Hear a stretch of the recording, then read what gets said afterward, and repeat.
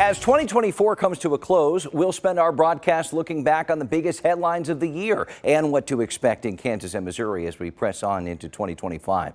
We started off, as we have thankfully in many recent years, celebrating a Super Bowl win. The Chiefs won Super Bowl 58 in overtime, beating the San Francisco 49ers in Las Vegas 25-22.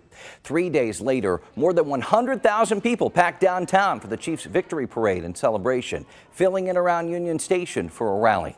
But the fun wouldn't last.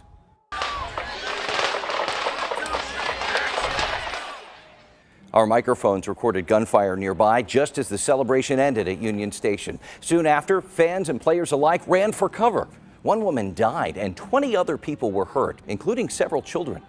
We've been struggling to find out ways to deal with the mental problems that my daughter goes through and figuring out financially how to deal with the money and everything else.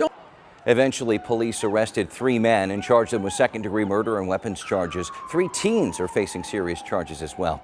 The shooting thrust Kansas City's gun violence problem into the national spotlight.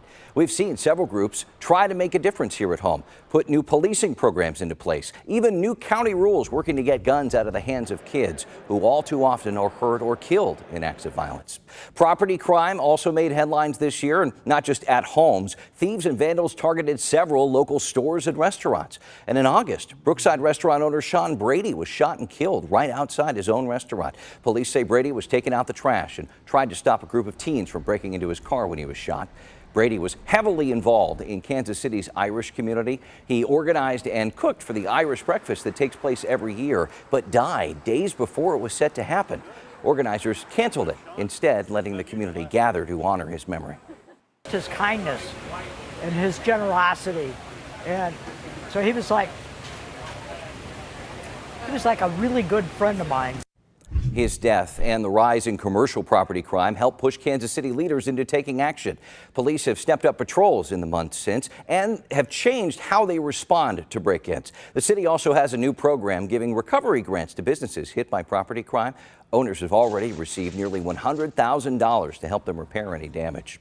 Curbing this crime is certainly top of mind for Melissa Johnson, who takes over as Jackson County prosecutor in January. Johnson was Mayor Quinton Lucas's director of public safety and tells me she has a more holistic approach. My platform is all about strengthening our investigations, expanding our capacity so we can hold more people accountable and reduce case dismissals, but also understanding that we only have so much jail space in our community, even at the county level. And so those two principles have to coexist. Strict accountability, but understanding that we have to deploy resources as well.